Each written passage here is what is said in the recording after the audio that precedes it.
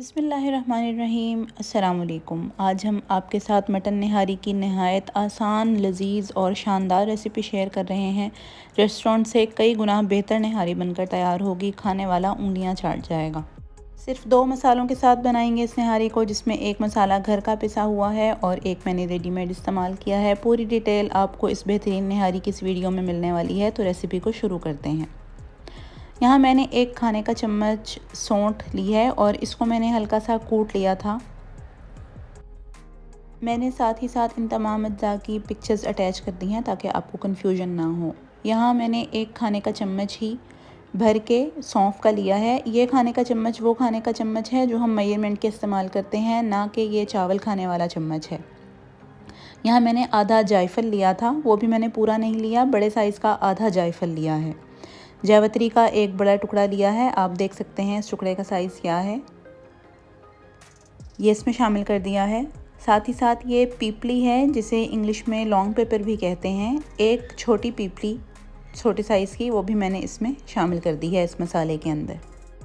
अब हमें इन तमाम अज्जा का बिल्कुल बारीक पाउडर बनाना है। अगर बारीक पाउडर नहीं बनता आपकी मशीन में तो फिर आप इसको छान के बार बार 2 से 3 दफ़ा अच्छे तरीके से ग्राइंड करें। हमारे पास तकरीबन ये तमाम अज्जा पीसने के बाद 3 खाने के चम्मच जो है वो ये पाउडर बनकर तैयार होगा। और मैं यहाँ पे आपको 1 किलो बीफ़ या मटन नहारी की परफेक्ट रेसिपी दे रही हूँ। आप इसको मटन और बीफ़ दोनों तरीक़ों से बना सकते हैं, सेम प्रोसेस से बनेगी। मैंने 1.5 कप इसमें ऑयल शामिल किया था एक पतीली में, और साथ ही 1 किलो मटन का गोश्त शामिल कर दिया है, जो कि मटन शैंक या मछली का गोश्त कहलाता है मटन की, और ये निहारी के लिए यही वाला गोश्त इस्तेमाल होता है। गोश्त को ऑयल में मीडियम आंच रखते हुए मैं अच्छे तरीके से 1 से 2 मिनट के लिए बस फ्राई करूँगी कि गोश्त का जो कलर है वो चेंज हो जाए। साथ ही 3 खाने के चम्मच भर के मैंने इसमें लहसुन अदरक का पेस्ट शामिल कर दिया है, पिसा हुआ। इस लहसुन अदरक के पेस्ट को शामिल करने के बाद हम गोश्त को 3 से 4 मिनट के लिए दरमियानी आंच पर अच्छे तरीके से भूनेंगे। इस स्टेज पर हमें ये गोश्त इतना भूनना है कि जो लहसुन अदरक का पानी है वो अच्छे से ड्राई हो जाए। निहारी में ऑयल ज़्यादा जाता है, मैंने आखिर में इस निहारी में तड़का नहीं लगाया, इसलिए इस स्टेज पर ही मैंने इसमें 1.5 कप ऑयल जो है वो शामिल कर दिया है, क्योंकि बग़ैर ऑयल के या कम ऑयल के निहारी अच्छी नहीं बनती। अगर आप हमारे चैनल पर नए हैं तो आप हमारी ये रेसिपी देखते हुए चैनल को सब्सक्राइब कर दें और ये रेसिपी एक दफ़ा ज़रूर ट्राई करें। मुझे उम्मीद है ये रेसिपी ट्राई करने के बाद आप ख़ुद इसको फ्रेंड्स और फैमिली के साथ शेयर करेंगे।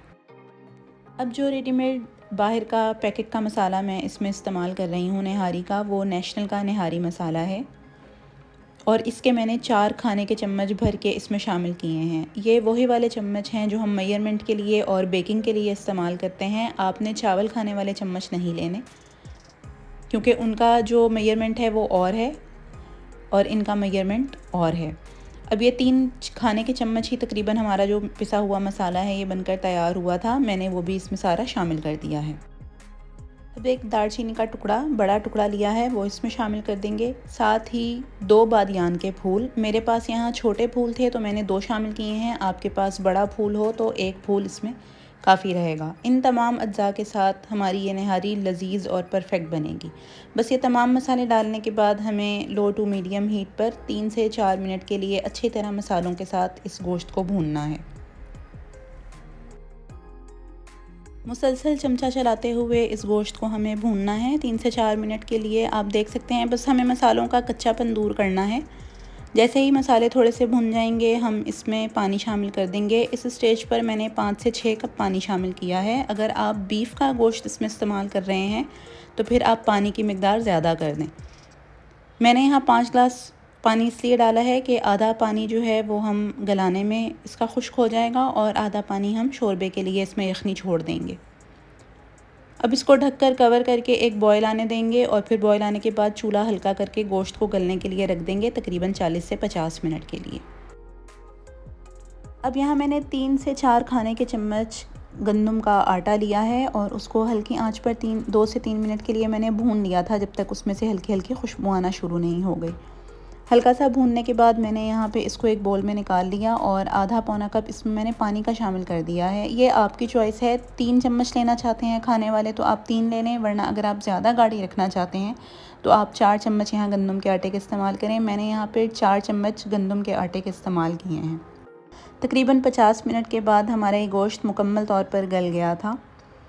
निहारी का गोश्त थोड़ा ज़्यादा गला होना चाहिए, तो मैंने इसको अभी मुकम्मल गला लिया है, क्योंकि हम इसको 10 से 15 मिनट के लिए बाद में दम पे रखेंगे तो जो कसर इसमें मौजूद होगी वो भी पूरी हो जाएगी।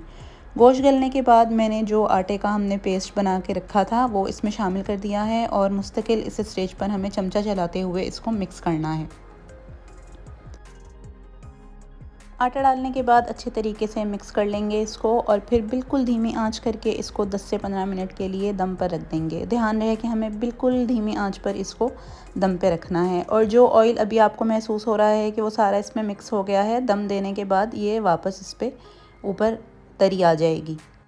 10 से 12 मिनट गुजरने के बाद मैंने निहारी का चूल्हा बंद कर दिया था। आप देख सकते हैं कि ऑयल ऊपर आ गया है। कितनी बेहतरीन परफेक्ट कंसिस्टेंसी के साथ हमारी ये निहारी बनकर तैयार हुई है। मैंने इसको कोई प्याज का भगार या तड़का इस पर नहीं लगाया है। आप भी इसको इसी तरह ख़मीरी रोटियों के साथ सर्व करें। हरा मसाला पेश करें, अदरक, हरी मिर्चें और लीमू के साथ इसका मज़ा दोबाला हो जाएगा। एक दफ़ा इस रेसिपी को ज़रूर ट्राई करें और इसको अपने फ्रेंड्स फैमिली के साथ शेयर करें। हमें अपने फ़ीडबैक से आगाह करें। अल्लाह हाफ़िज़।